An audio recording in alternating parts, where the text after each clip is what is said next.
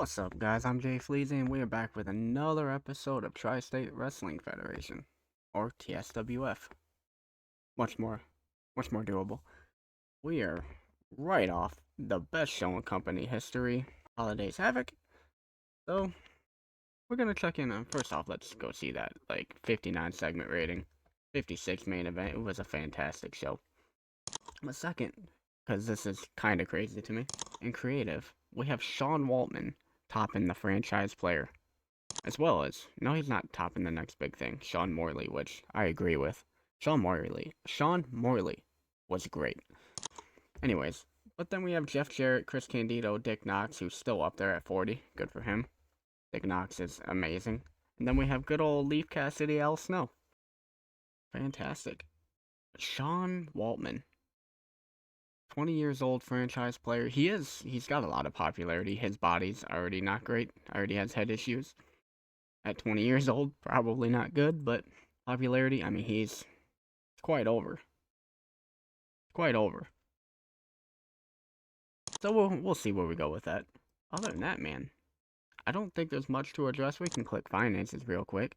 I think we're looking pretty good financially here at TSWF. I think we're going to be bringing that back pretty quickly. So, let's get to the first Hard Knocks of the episode then. Alright, our first Hard Knocks of the episode and of the new year of 1993. We have a pre-show match between Fletcher Knox and Leaf Cassidy. Just getting Fletcher Knox some ring time. 36 show rating. I mean, who better to train somebody than Al Snow, right? In our opener, we have Dick Knox introducing the show, welcoming the fans, introducing his opponent tonight in Steve Bradley in his usual tune-up match. Let's be real. Just keeping the rust off of him. And announcing Big Vito will be facing not only Chris Candido, but also Rey Mysterio in a triple threat match to defend his title tonight. 62 show rating. Incredible. Dick Knox as usual. We then have Glenn Jacobs absolutely squashing Scott Putski, because screw Scott Putski. The reason, I don't even know who Scott Putski is. I don't know if you guys remember, if you've been watching this long, whatever. Just to refresh you on this. In the first match of the entire series, Scott Putski in a tag team with Sean Waltman, because clearly they were a tag team at some point, broke Lance Storm's arm. First match of the entire series. So he's had heat with me ever since, so he's kind of just been buried ever since that moment. He's not that good anyways. So that kind of ruined his tag team with Sean Waltman, which Sean Waltman really needed a place on the card. They also had bad chemistry. This is a pre-established tag team, by the way. And then that kind of ruined Chris Jericho's spot on the card, because his tag team partner was hurt for, the entire year, too. And then he went off on tour anyways, but... So, screw Scott Putski is the moral of the story. Just refreshing you guys on why he's been buried this entire series. Good job, Glenn Jacobs. 29, he's getting better. That's pretty good for Glenn Jacobs, actually. I didn't think he was actually that good right now. 21 segment rating. We then have Dick Knox, again squashing Steve Bradley, basically. Let's be real. In a superb match, 58 performance from Dick Knox, 28 from Bradley, 53 segment rating. Did the job. We then have Paul Levesque taking on Taz, where Taz beats Paul Levesque in about 8 minutes with his submission that I don't even try to pronounce. 34 rating from Taz. Not very good. He was off his game. Paul Levesque at 28, who's, I guess Paul Levesque's worse in the ring than Glenn Jacobs. That's kind of crazy, honestly. 29 segment rating. We then have Debbie Malenko, Brittany Brown, and Kimberly Woolser facing off in a triple threat. I guess it's a triple threat night, isn't it?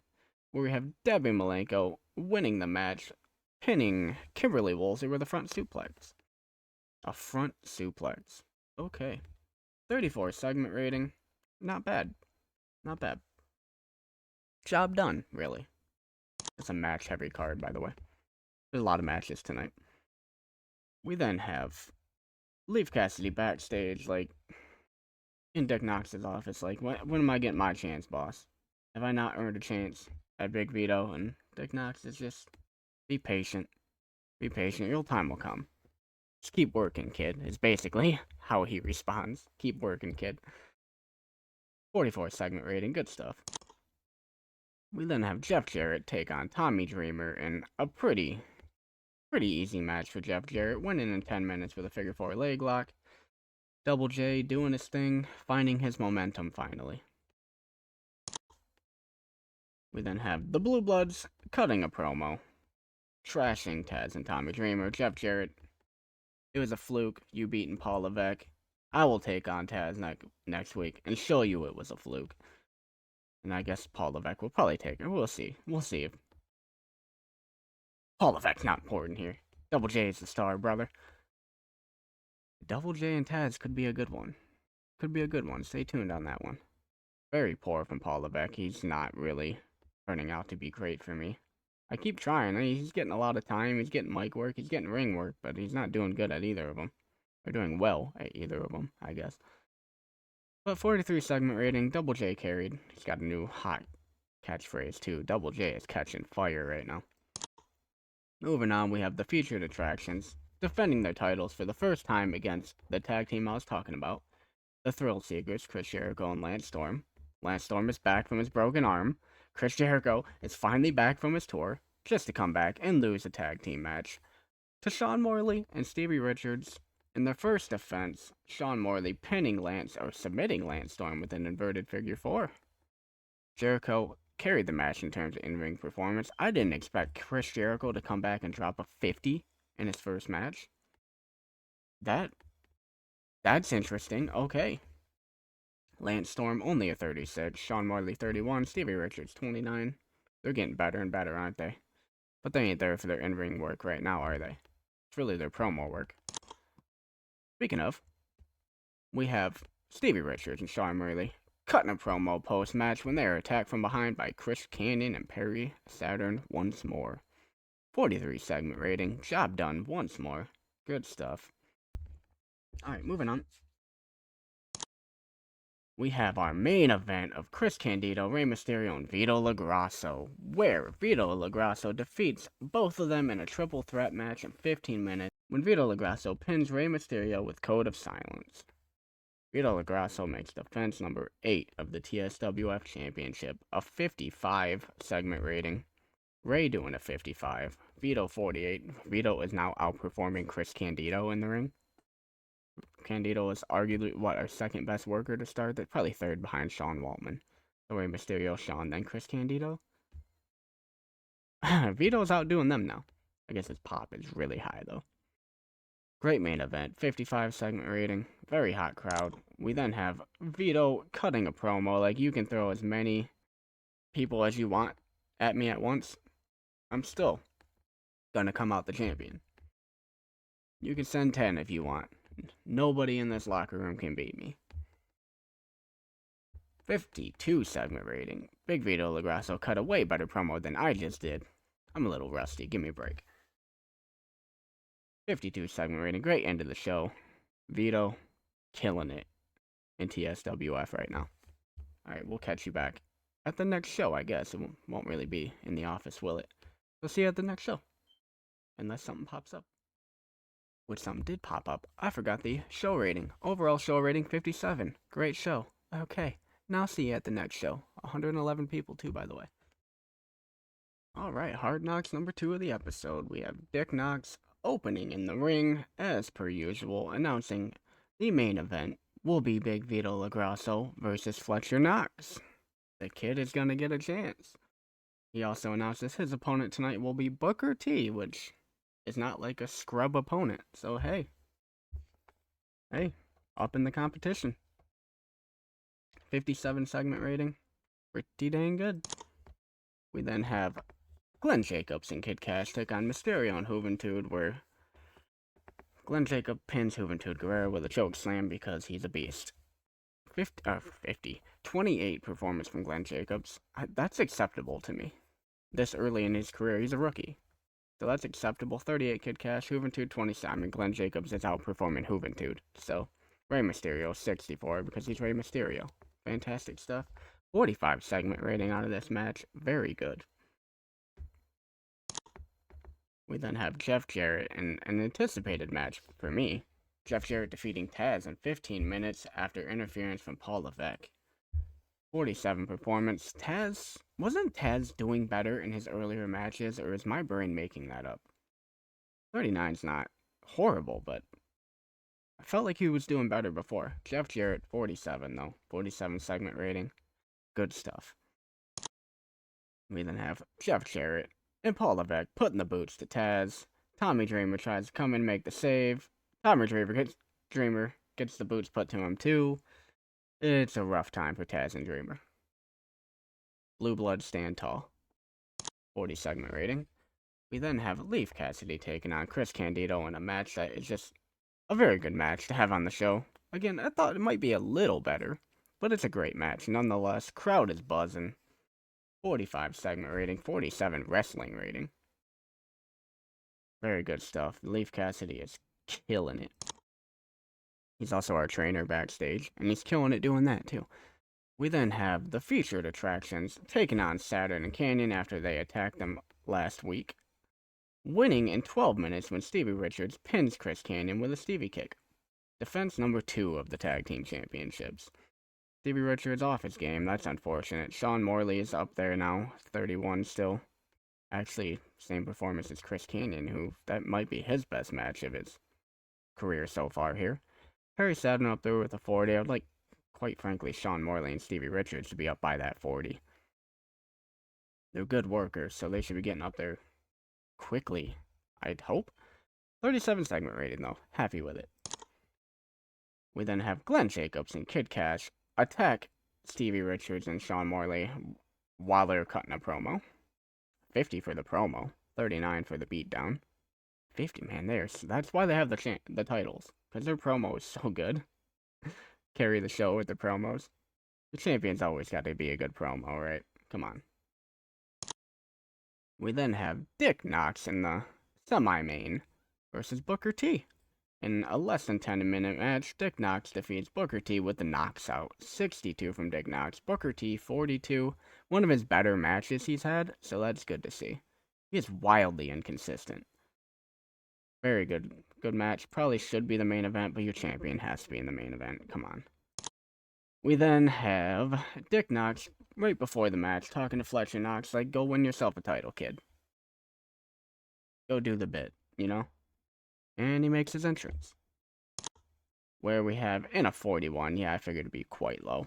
We have Vito LaGrasso defeating Fletcher Knox in about 13 minutes with the Code of Silence. A tough match. He had a hard time putting him away, but in the end, Vito put him down. Another one down.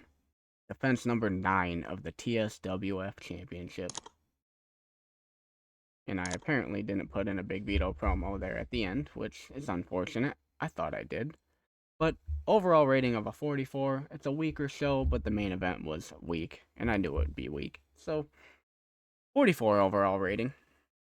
Storyline trumps ratings, right? You know? Good stuff. I will catch you at the next. Alright, here we go. Final show of the episode. Or final Hard Knocks of the episode. I guess that means the same thing, doesn't it? Anyways, we open the show with Dick Knox in the ring, as always, welcoming the 112 people this time. Hey, look at that, 112, moving up in the world. As well as announcing the main event, which will be, as you can see, obviously, as you can see. 59 segment rating, he's a lot of variability in his promo work, isn't there? 59 is still great, but a lot of variability. In our, oh yeah, heads up, I changed some names, / gimmick / whatever, of workers who are working somewhere else under other names. I just moved them to that name to keep it consistent across everywhere. Trying to keep everybody working under the same names all over the territories. So Paul Levesque is now terrorizing, in losing his first match as terrorizing to Tommy Dreamer in 8 minutes. Again, 24, man. He is just very unimpressive, isn't he? 32 segment rating, though. Tommy Dreamer did some work there. We then have Double J cutting a nice little promo on... No, they're not the Law. Who are they? What is their tag team name? Maybe it is the Law of Taz and Tommy Dreamer. Double J is really kicking into his own. becoming a legitimate star. 49 segment rating. Chris Jericho then squashes Scott Putski. By the way, I actually turned on Young Lion for our company while I was going through stuff, so Jericho winning this pisses the crowd off. I will fix that after this show. That was a whoopsie. Either way, it just makes the burying of Scott Putski even better, doesn't it? Anyways, moving on. Then Chris Jericho cuts a promo after his win. We're really trying to get Chris Jericho going now that he's back. 61 segment rating. Let's get some momentum behind him, because he's done nothing in a year and a half here, basically. We then have Brittany Brown taking on Debbie Malenko, with Debbie Malenko picking up another victory over Brittany Brown in 10 minutes with a front suplex. Debbie Malenko is really good. 37 segment rating. Good enough. We then have Dick Knox in the ring cutting a promo like, where's our champion at? Haven't seen our champion anywhere. Where's Vito? Segment rating 15. Where is he? We then have another one, Sean Waltman. The Lightning Kid is what he's working under. So, the Lightning Kid takes on Booker T, defeating him in 10 minutes with a super kick. I gotta change that, don't I? We can't have two people here with the super kick finish, can we? And the Stevie kick is like, I don't know, it's just more Stevie than it is Sean Waltman to me. So, we'll see. Maybe we'll just roll with a super kick with both of them, it's fine. They tried to steal the show, and they did. Even though Booker T was off his game, he still did a 44 trying to steal the show. Sean Waltman only doing a 52 on a steal the show is a little surprising, because it clearly gave Booker T a boost. Either way, it's a great match. 46 segment rating for a cold match. We then have Leaf Cassidy taking on another one, Rob Van Dam. That's what he's working on everywhere else, or working under everywhere else. So that's what he's going to work under here. 41 segment rating, 48 from Leaf Cassidy, 39 from Rob Van Dam. Leaf Cassidy's really got some momentum going at this point.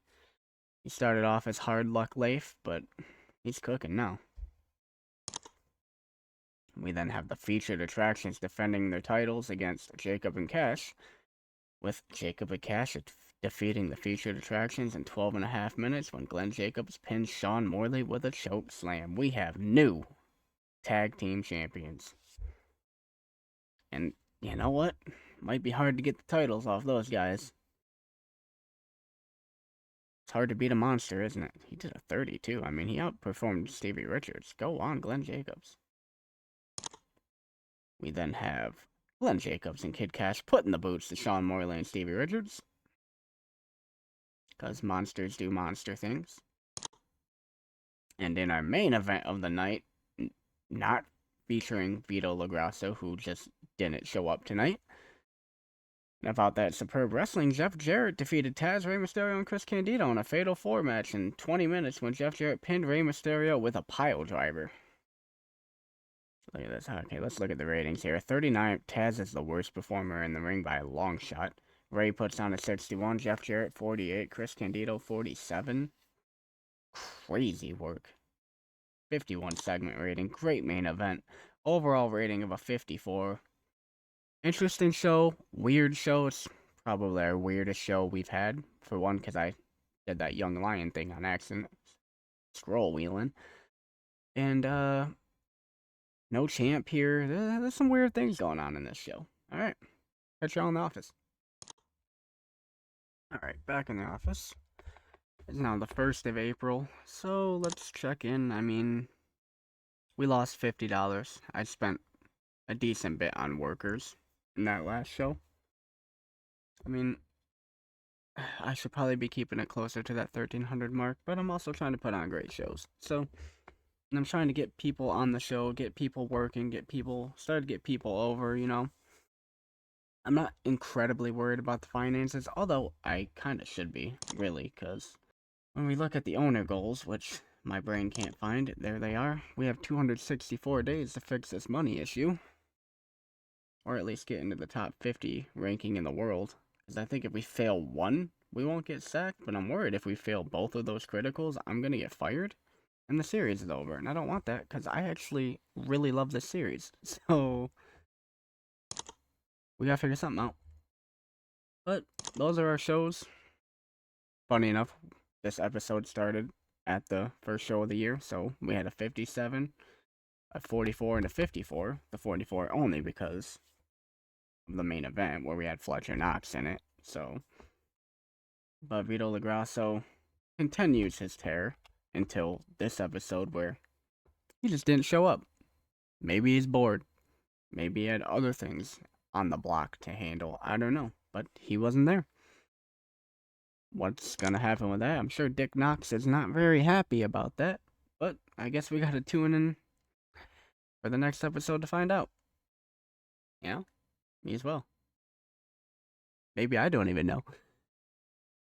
Anyways, if you guys like this video or enjoyed this video, please leave a like, because I can say that a little more awkwardly. If you enjoyed this video, please leave a like, because that helps me feed the hungry, ravenous, YouTube monster. You know what it is. You know what it is by now. I appreciate y'all. If you enjoy TSWF or our other series on the channel, RCW, please hit that subscribe button and the bell to never miss an episode, or you'll probably miss a lot of episodes, because I don't use the community tab as much as I should. Anyways, I appreciate y'all hanging out and watching. Y'all have a great rest of your days.